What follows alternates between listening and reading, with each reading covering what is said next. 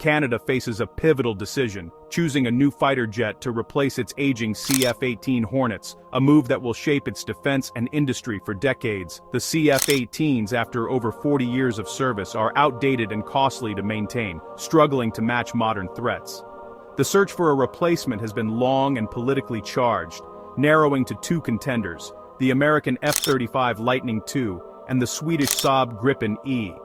The F-35 offers cutting-edge stealth and interoperability with allies, while the Gripen promises affordability and a major boost to Canadian industry. With renewed offers on the table, the debate has reached a critical point. This script explores why Canada might pivot to the Gripen, examining economic, operational, and strategic factors. The outcome will have lasting consequences for Canada's security, economy, and sovereignty.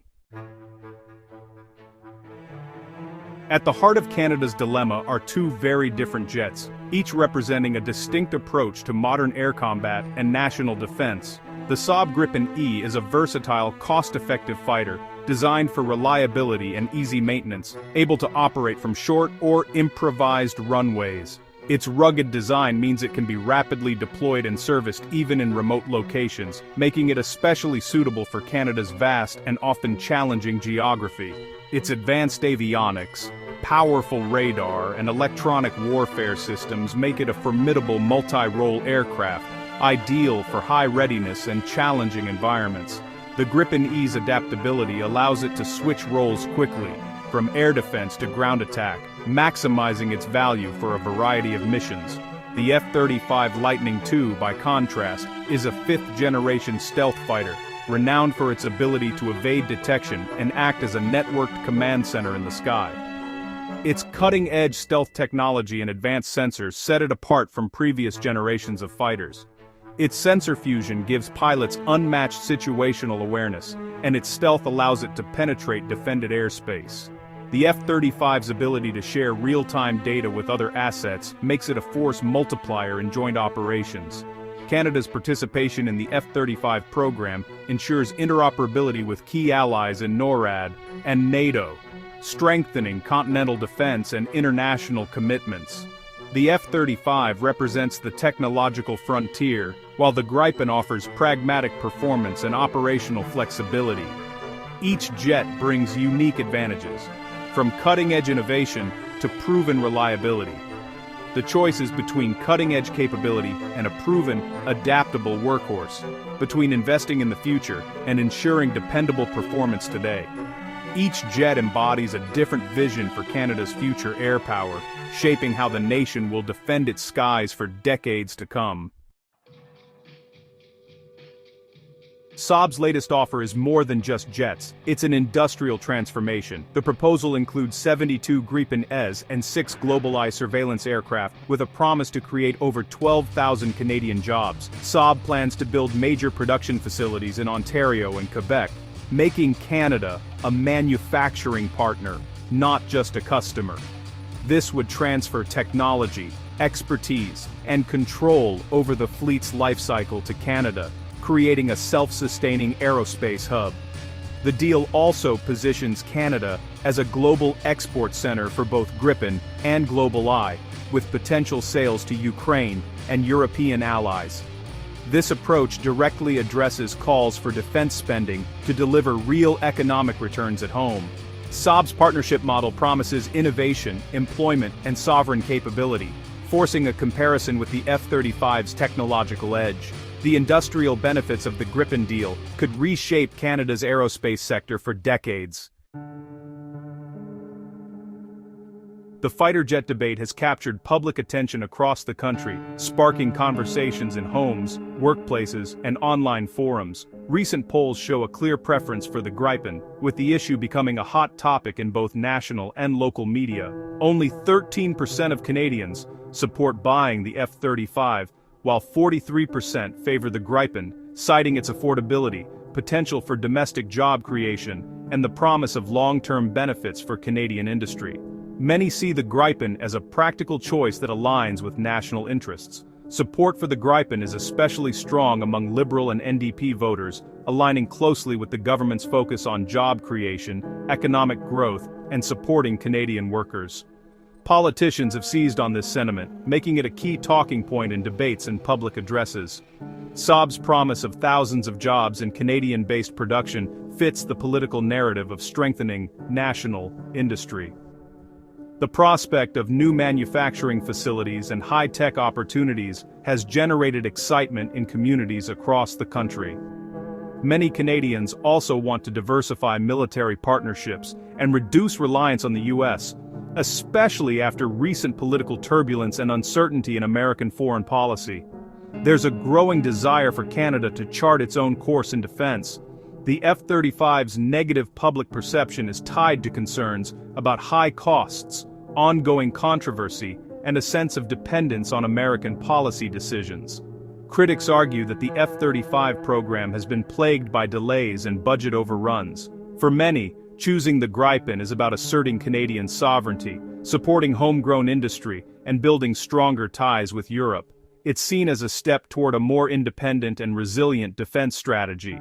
The political and public winds are blowing in favor of a European solution, with momentum building for a decision that reflects both national values and future ambitions.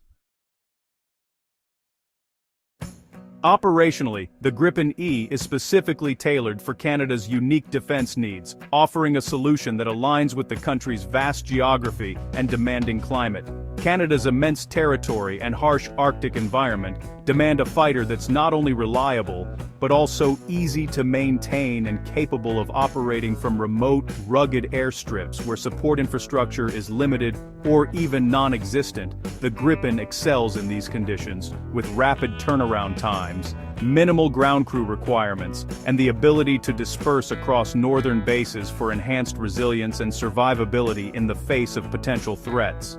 Its lower operating costs mean more flying hours, higher pilot proficiency, and the ability to maximize readiness within tight budget constraints, allowing the Royal Canadian Air Force to train more, fly more, and respond faster. In contrast, the F-35's complexity and extensive support requirements could limit its flexibility and availability in Canada's challenging geography, especially in remote or northern regions where logistics are a constant challenge.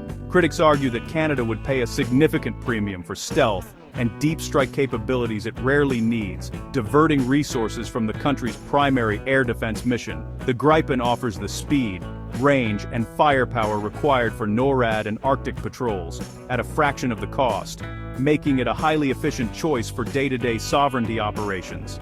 With the Gripen, more jets can be kept operational, more flying hours can be logged, and overall readiness can be significantly increased, all while staying within budget.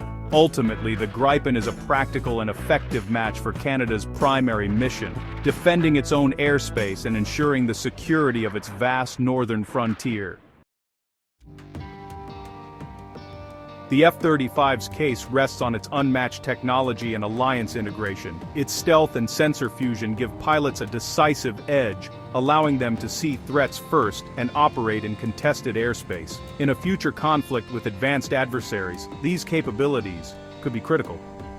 The F-35 acts as a command and control hub, sharing data across allied forces and enhancing coalition effectiveness. Interoperability with the US and NATO is seamless, ensuring Canada can fully participate in joint operations. Operating a different jet could complicate logistics, training, and data sharing, potentially putting Canadian pilots at a disadvantage. Government evaluations have ranked the F-35 highest on pure capability. Supporters argue that Canada shouldn't compromise on the best tool for unpredictable future threats. The F-35 is seen as a future-proof investment in Canada's security and alliance commitments. The F-35's biggest drawbacks are its high costs and complexity. Expensive to buy and maintain, it requires specialized facilities and a large support network, raising concerns about affordability and readiness. Technical issues and delays have plagued the program, with ongoing questions about sustainability and mission availability. For Canada, this means risking a fleet that's too costly to operate at full capacity.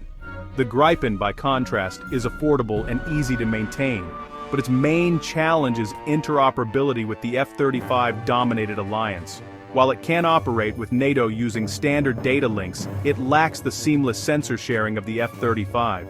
Choosing the Gripen could limit Canada's role in high-end coalition operations and create logistical hurdles. The decision is a trade-off: F-35's cost and complexity versus the Gripen's alliance integration challenges. A third option is gaining traction: a mixed fleet of Gripens and F-35s. This approach would use Canadian-built Gripens for NORAD and Arctic patrols, maximizing coverage and industrial benefits. A smaller squadron of F-35s would handle high-intensity missions with allies, leveraging their stealth and networking capabilities. Public support for a mixed fleet is strong, reflecting a desire for balance and flexibility. However, operating two types of jets increases logistical complexity, training costs, and supply chain demands. Critics warn this could be inefficient and more expensive overall. Proponents argue the benefits outweigh the challenges, offering resilience and industrial growth. The mixed fleet is a compromise, complex, but potentially the best of both worlds. Canada's fighter jet choice is a defining moment for its defense, industry, and global role. The F-35 offers unmatched capability and alliance integration, but at a steep cost. The Gripen promises affordability, jobs, and operational fit for Canada's needs, but with potential alliance trade-offs. A mixed fleet offers flexibility, but adds complexity and expense. The decision will reflect Canada's priorities: technological edge or economic self-reliance, alliance integration or sovereign capability. Whichever path is chosen, the impact will be felt for decades, in the skies, in factories, and in Canada's place among its allies. The world is watching as Canada makes a choice that will shape its future. The stakes are high, and the consequences will echo for a generation. The time to decide is now.